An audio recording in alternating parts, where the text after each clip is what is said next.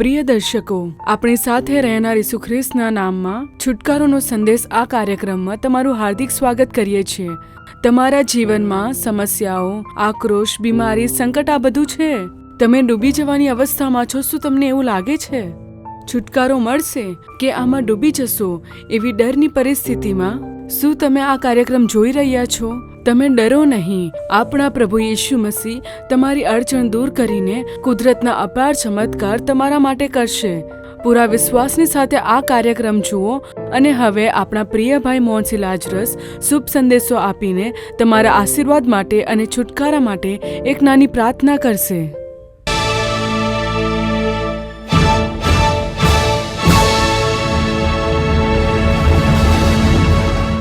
યશાયા 43 બીજી કલમ વાંચી સાંભળજો. તું પાણીઓમાં થઈને જઈશ ત્યારે હું તારી સાથે હોઈશ. તું નદીઓમાં થઈને જઈશ ત્યારે તેઓ તને ડૂબાડશે નહીં. તું અગ્નિમાં ચાલીશ ત્યારે તને આંચ લાગશે નહીં અને જ્વાળા તને બાળશે નહીં.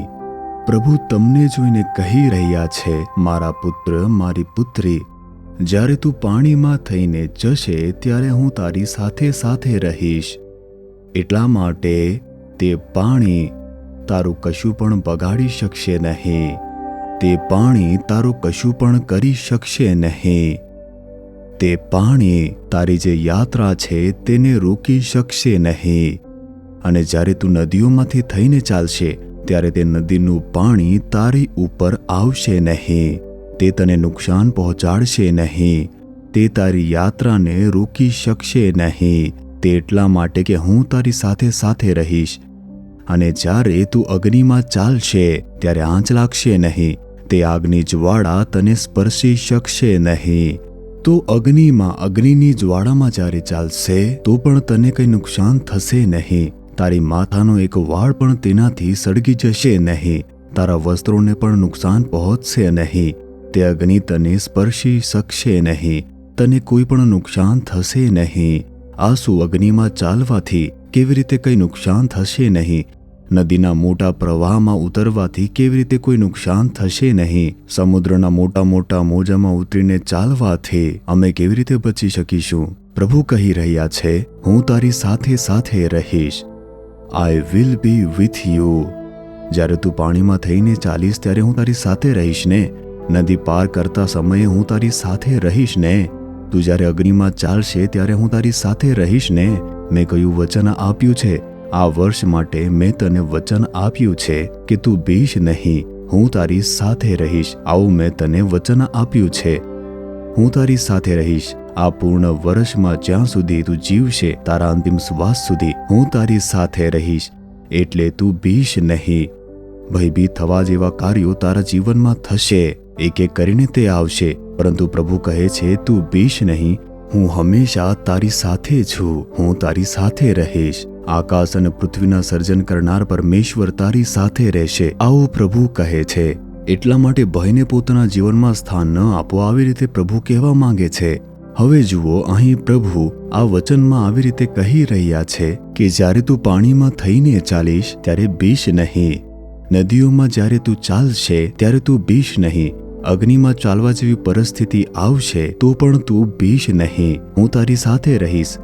I will be with you. તેનો અર્થ આવો છે કે તારે પાણીમાં થઈને ચાલવું પડશે.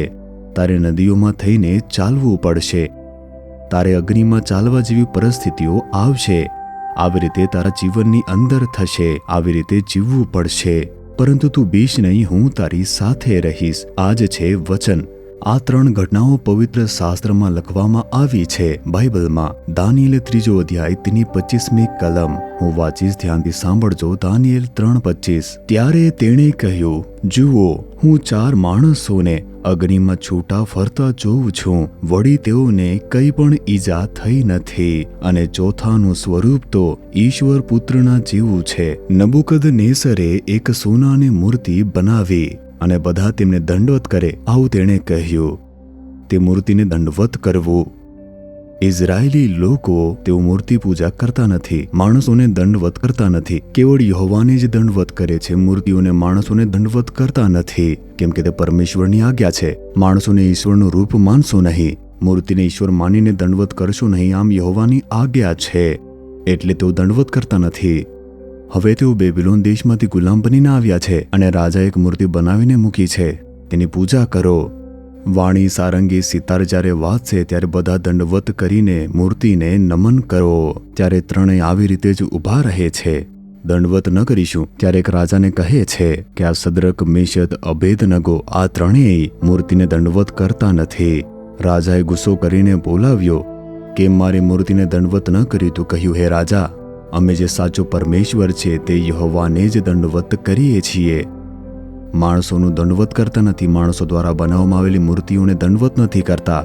આ માણસો દ્વારા બનાવવામાં આવેલી એક મૂર્તિ છે, પરંતુ અમારા પરમેશ્વરે આકાશ અને પૃથ્વીનું સર્જન કર્યું છે, એટલે તેમને જ દંડવત કરીશું. આવું કહ્યું તો રાજાને હજુ વધારે ગુસ્સો આવે છે. હું ચાહું તો ભટ્ટીની 7 ગુણા વધારે ધધકતી આગની અંદર તમને ધકેલીને મારી શકું છું. તો તેઓ કહે છે કે હે રાજા, અમારા યહોવા અમને બચાવવા માટે સામર્થ્યશાળી છે. ભટ્ટીની ભલે કેવી પણ ધધકતી અગ્નિ કેમ ન હોય, અમારા યહોવા અમને તેમાંથી બચાવવા માટે સામર્થ્યશાળી છે. પરંતુ જો અમે તો પણ બચીએ નહીં, તો અમે ભલે અગ્નિમાં સળગીને ભસ્મ કેમ ન થઈ જઈએ, અમે આ મૂર્તિનું દંડવત નહીં કરીશું. રાજા, અમે તમને આ કહી રહ્યા છીએ. આટલી હિંમતથી તેઓ ત્રણેય બોલ્યું. તે સમયે નબુકદનેસર રાજાના નામથી પૂર્વ પ્રદેશ તે ડરતો હતો. નબુકદનેસરની સેના આવી રહી છે તે જોઈને બધા લોકો કાપતા. તે રાજાના સમક્ષ કહી રહ્યા છે કે અમે તમને કહી રહ્યા છીએ કે દંડવત કરીશું નહીં, અને ન તો અમે તેનાથી ડરી રહ્યા છીએ. અમે મરવા માટે તૈયાર છીએ અમારા યહોવા માટે. તમે કેવળ અમારું શરીર સળગાવી શકશો. સળગાવી તો અમારી આત્મા સ્વર્ગમાં પરમેશ્વર સાથે રહેશે. તમારી વાતોથી ડરીને ભલે અમે ધધકતી અગ્નિમાં થઈને કેમ ન જઈશું, અમે આ મૂર્તિની ઉપાસના કરીશું ને. આવી રીતે હિંમતથી કહ્યું. રાજાને ખૂબ જ ગુસ્સો આવે છે. તે કહે છે કે અગ્નિને 7 ગુણા હજુ વધારો. ભટ્ટીની અગ્નિની જેમ અગ્નિ તેવી જ રીતે ધધકતી રહે છે, મોટી મોટી અગ્નિની જ્વાળા, અને તે અગ્નિમાં હાથ પગ બાંધીને ફેંકી દેવામાં આવે છે. અને જે સૈનિકો ફેંકવા માટે ત્યાં ગયા, જેવી રીતે અગ્નિમાં ફેંકવા માટે તેઓ લોકો ત્યાં જાય છે, તેની અગ્નિથી તેઓ મરી જતા હોય છે. તે અગ્નિની ગરમીથી મરી જાય છે. ભટ્ટી એટલી ગરમ હોય છે. અને તેમને અંદર નાખીને જોયું તો 4 લોકો ત્યાં ચાલી રહ્યા છે, વોકિંગ કરે છે. અગ્નિની જ્વાળામાં તેઓ ચાલી રહ્યા છે. 4 જણ ચાલી રહ્યા છે. રાજા જોઈ છે, અરે બાપરે, મરી ગયા, જોર જોરથી અડ્ડાશે. વિચાર્યું અગ્નિમાં સળગીને તેઓ ભસ્મ થઈ જશે. પરંતુ આ શું, તેમના હાથ પગ બાંધ્યા હતા તે ખુલી ગયા. 3 લોકોને નાખ્યું હતું ને 4 લોકો હવે ત્યાં વોક કરે છે.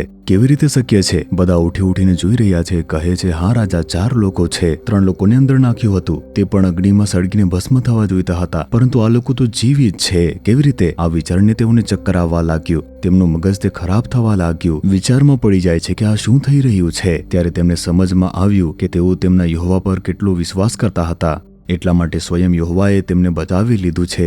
એટલા માટે તે ત્રણેયને બોલાવે છે અને કહે છે, પરમેશ્વરના ભક્તો, તમે ત્રણેય બહાર આવો. અને ત્રણેય બહાર આવે છે.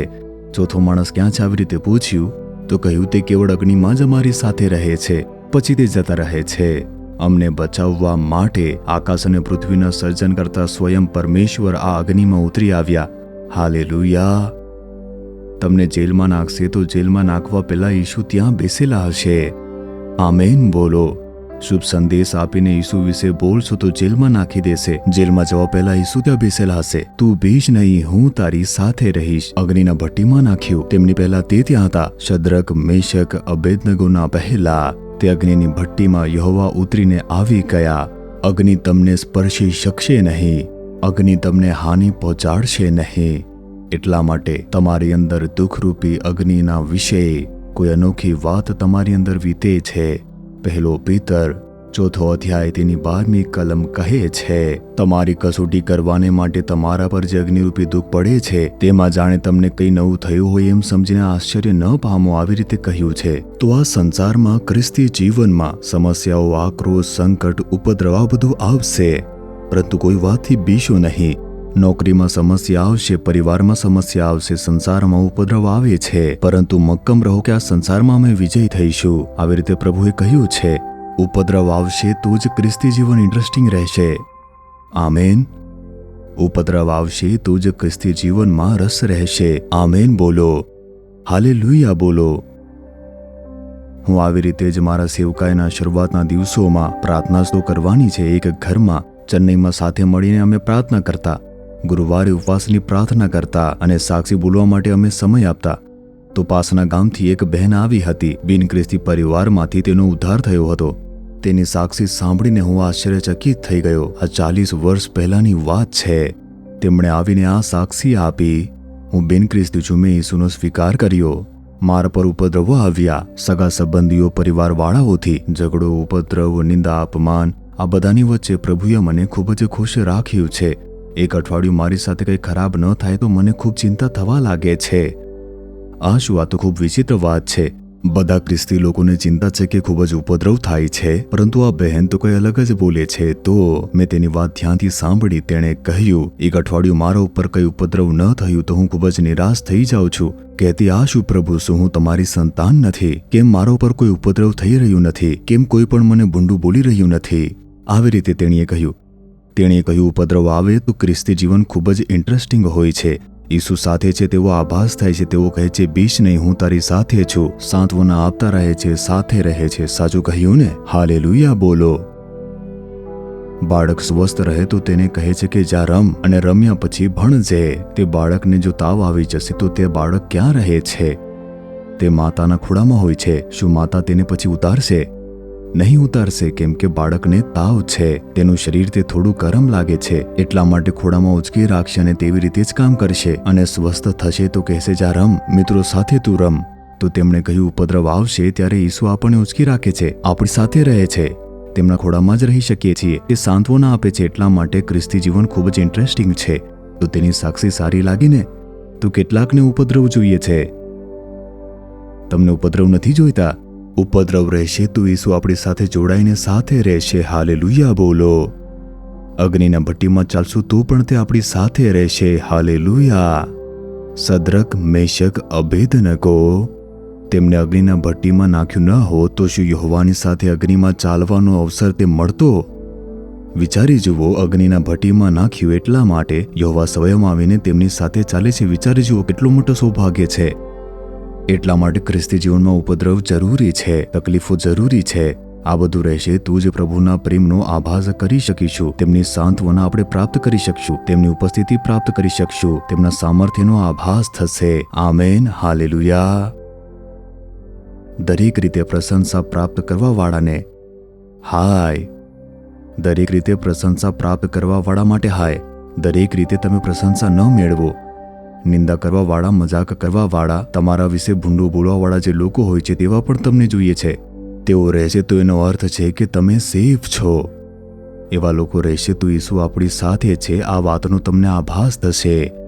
તેઓ આવી રીતે વાત કરે છે એનો અર્થ છે કે ઈસુ આપણી સાથે કઈ વાત કરી રહ્યા છે કે તમે બીશો નહીં, નિરાશ થશો નહીં, હું તમારા માટે છું ને. કોઈ પણ કહે કોઈ વાંધો નહીં, જે બોલી રહ્યા છે તેમને બોલવા દો, હું તમારી સાથે છું. તે 4 દિવસ અડાશે, 5મા દિવસથી બોલશે નહીં, તેના મુખમાં દુખવા લાગશે.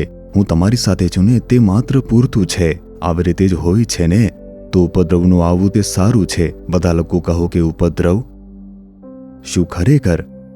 તો આજે પ્રાર્થના કરીશું કે હે પ્રભુ, બધા લોકોને થોડા ઉપદ્રવ આપો. ઈસુના નામથી ઉપદ્રવ મળે, પાપ કરવાના ઉપદ્રવ નહીં. પ્રભુ ઈસુના નામથી, શુભ સંદેશના નામથી ઉપદ્રવ. તમારા પ્રાર્થના કરવાના કારણે ઉપદ્રવ, ઈસુનું અનુસરણ કરો છો તેના કારણે ઉપદ્રવ. નોકરીની જગ્યાએ, ઘરમાં પ્રાર્થના કરીને ઘરની આવી તેવી કરી નાખી. સાસે ઉદ્ધાર પ્રાપ્ત કર્યો નથી તો અડ્ડાશે. તમારી પ્રાર્થના સાંભળીને તાના મારશે જો તેમનો ઉદ્ધાર ન થયો હોય તો. અને જો બહુનો ઉદ્ધાર થયો ન હોય તો તમારી પ્રાર્થના વિશે તે ખૂબ જ ભૂંડું બોલશે, કેમ કે તેમનો ઉદ્ધાર થયો નથી ને. તો ઈસુના નામથી તમે પ્રાર્થના કરો છો તેના કારણે નિંદા અને અપમાન, તેના કારણે પ્રભુની સ્તુતિ કરો. હાલેલુયા કહો. હાલેલુયા. એકે કહ્યું, ભાઈ મેં ઉદ્ધાર પ્રાપ્ત કર્યા પછી પ્રાર્થના સભામાં જાઉં છું. પહેલા ફિલ્મ જોવા જતી હતી, બધા સંબંધીઓને મિત્રો સાથે મળીને જતી. હવે અઠવાડિયામાં એક વાર પ્રાર્થના સભામાં જાઉં છું. અને આ વાતને મારા પતિને ચુગલી લગાવવાળી ઘણી ખ્રિસ્તીઓ છે. તું તારી પત્નીને જોયું તે પ્રાર્થના સભામાં જાય છે, આવી રીતે કહે છે. એક દિવસ હું પ્રાર્થના સભાથી પાછી આવતી હતી તો બહાર જ રોડ પર મને રોકીને મારા પતિએ ખૂબ જ ઊંધી ચત્તી વાત કહી. એટલે કે ખૂબ જ ભૂંડી વાતો બોલી કે તું આવી રીતે તું કોની સાથે ગઈ, ખબર છે પ્રાર્થના સભામાં ગઈ તો પણ રોડમાં બધાની વચ્ચે ઊભું કર્યું, આસપાસવાળા બધા લોકો જુએ છે. પછી મેં તેણીને પૂછ્યું કે તમે શું કર્યું? મેં તરત હાથ ઊંચા કરીને પ્રભુને કહ્યું, હે પ્રભુ, આ નિંદા માટે સ્તુતિ થાવ, આ તકલીફ માટે સ્તુતિ થાવ, આ ઉપદ્રવ માટે સ્તુતિ થાવ. આવી રીતે બોલીને મેં સ્તુતિ કરી. મેં પ્રસન્નતાથી સ્તુતિ કરી. આ જોઈને મારા પતિ તે લજ્જિત થઈ ગયા. આ શું વિચાર્યું કે આ રડશે, આ ડાસે, મારી સામે માફી માંગશે, પરંતુ આ તો સ્તુતિ કરી રહી છે. આવી રીતે કહ્યું. હવે કેટલા દિવસ સુધી ખીજવાશે? 2 દિવસ 3 દિવસ, તે પછી આનું કંઈ પણ કરી શકાતું નથી. આના કારણે અમે લજ્જિત થઈ જઈશું, આમ વિચારીને તે હટી ગયા. એટલા માટે કંઈ પણ થઈ જાય, સાસુમાં ખીજવાય છે તો પણ હાથ ઉચકીને પ્રભુ, આ સાસુમાં આપવા માટે તમારે સ્તુતિ થાવ કહો. બહુ કંઈ બોલે તો આવ્યું, બહુ મને આપવા માટે તમારી સ્તુતિ થાવ પ્રભુ. આવી રીતે બોલો, હાલેલુયા બોલો. એટલા માટે કોઈ તકલીફ કે ઉપદ્રવ હોય તો ખૂબ જ ઉપદ્રવ થાય છે, સમસ્યા થાય છે, આવી રીતે ન કહો. તકલીફો માટે તમારી સ્તુતિ થાવ. અમારી વચ્ચે જો કોઈ અગ્નિ સળગી રહી છે, ભઠ્ઠી સળગી રહી છે, તો તેના કારણે તમે પરેશાન થશો નહીં, કેમ કે આ પરેશાનીઓ આવે છે તે સારું છે. પ્રભુ માટે ઉપદ્રવ સહન કરવું તે સારું છે, નિંદાઓને સહન કરવું સારું છે, કોઈ મજાક ઉડાવે છે તે બધું સારું છે. તેમના અત્યાચારના આપણે સહભાગી છીએ.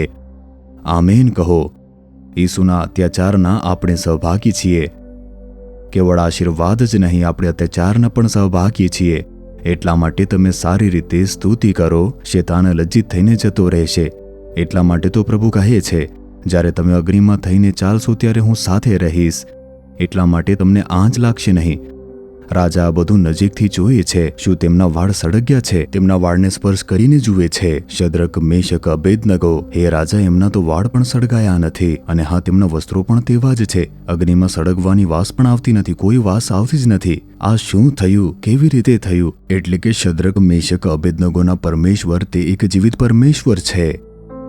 પ્રભુએ આવી રીતે રક્ષા કરી. તેનું કારણ શું છે? તેમણે કહ્યું હતું કે ભલે અમે મરી જઈશું, જે કામ પરમેશ્વરને પસંદ નથી તે કામ અમે કરીશું નહીં, આ મૂર્તિને દંડવત કરીશું નહીં. દ્રઢતાથી ઊભા રહ્યા. તો પ્રભુ માટે આવી રીતે ઊભું રહેવાનું છે. આમેન કહો, હાલેલુયા કહો. પ્રભુ માટે આવી રીતે ઊભા રહેવાનું છે. હું ગામમાં સેવકાઈ માટે ગયો હતો, ત્યારે ત્યાં એક ભાઈને ખુરશી પર બેસાડીને લાવ્યા. સેવકાઈના શરૂઆતના દિવસોમાં, જ્યારે મેં કહ્યું 40 વર્ષો પહેલા, તે ગામમાં 3 દિવસની સભા હતી. છેલ્લા દિવસે એક માણસને ખુરશી પર બેસાડીને 4 લોકો ઉચકીને લઈને આવ્યા, કેમ કે તે ચાલી શકતો ન હતો.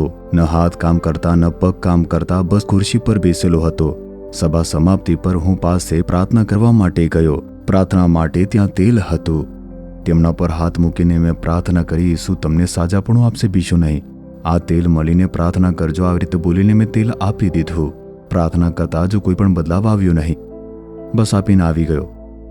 પરંતુ 2-3 અઠવાડિયા પછી મને તે જ કામમાં કોઈ બીજા કામથી જવું પડ્યું હતું. તો જ્યારે ત્યાં ગયું, ત્યાંના સેવકે કહ્યું કે પાસના ગામમાં જે માણસ ચાલી શકતો ન હતો, તેના ઘરે જઈને પ્રાર્થના કરીને આવીએ. તે ચાહે છે કે તમે તેમને મળો. સારું બોલીને અમે લોકો ગયા. ત્યાં પહોંચતા જ જે માણસ ખુરશી પર બેહેલો હતો તે મારી પાસે ચાલીને આવ્યો. મારો હાથ પકડીને તેણે સ્તુતિ કરી. હવે તે સારી રીતે ચાલી શકે છે, બંને હાથોથી કામ કરે છે, તે એકદમ સ્વસ્થ છે.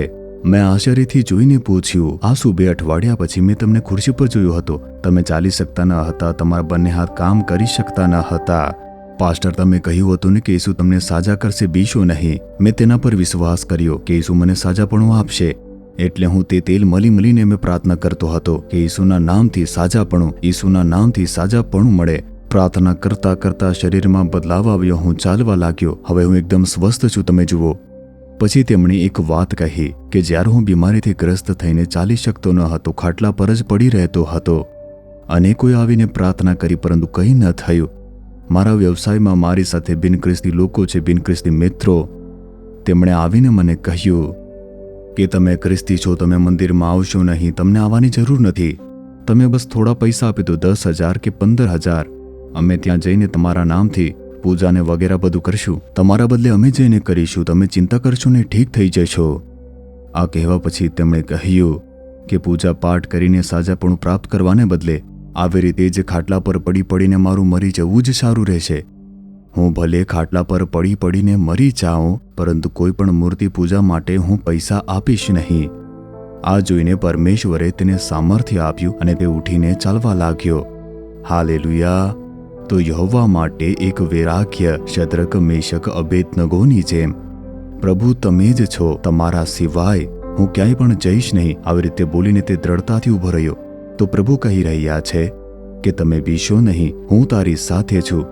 જ્યારે તમે પાણીમાં ચાલશો, મોટી નદીઓને જ્યારે પાર કરશો, અગ્નિ પર જ્યારે તમે ચાલશો, ત્યારે હું સાથે રહીશ. હે પ્રભુ, તમે સાથે રહો તે પૂરતું છે. હું પાણી પણ પાર કરીશ, નદીઓ પણ પાર કરીશ, અગ્નિમાં પણ ચાલીશ. કંઈ પણ મને ક્ષતિ પહોંચાડશે નહીં. આવો એક વિશ્વાસ રાખવાનો છે. વિશ્વાસ કરો છો? હાલેલુયા.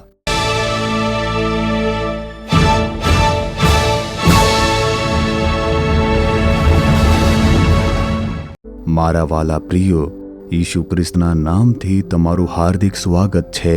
ભલે જ અગ્નિમાં ચાલવું પડી શકે. આ અગ્નિના વિષયમાં પિતરે ખૂબ જ સારી વાત કહી છે. જે દુઃખરૂપી અગ્નિ તમારી અંદર સળગી છે, તે વિચારીને અજાયબ ન કરો કે કોઈ અનોખી વાત તમારા પર વીતે છે. કસોટી છે, પરીક્ષા છે. આપણા આત્મિક જીવનમાં આ વાતની વૃદ્ધિ ન થાય, સેવકાઈમાં આ વાત આગળ ન વધે, તે માટે શેતાન જે કસોટી ઉત્પન્ન કરે છે, પરીક્ષા, ઉપદ્રવ અને સંકટ, આ બધું એક અગ્નિના રૂપમાં છે કે અરે ઓહો, આવી રીતે અગ્નિથી સળગી રહ્યા છીએ. મારા વિરુદ્ધમાં જે શક્તિઓ છે તેના વિશે આમ વિચારીને નિરાશ છો. આ પ્રકારની અગ્નિ વિશે વિચારીને તમે નિરાશ થશો નહીં. આ બધાનો સામનો પાઉલે પણ કર્યો છે, પિતરે કર્યો છે, તિમોથીએ પણ આનો સામનો કર્યો છે. આપણા પહેલા આવવાવાળા મિશનરીઓએ પણ આનો સામનો કર્યો છે. દરેક પરમેશ્વરના લોકોએ આનો સામનો કર્યો છે. આ અગ્નિની જેમ આપણને નષ્ટ કરવા માટે આપણા વિરુદ્ધમાં તે આવે છે, પરંતુ તમને ક્ષતિ પહોંચશે નહીં, તે તમને નષ્ટ કરી શકશે નહીં, કેમ કે સ્વયં પ્રભુ કહે છે કે હું તારી સાથે છું.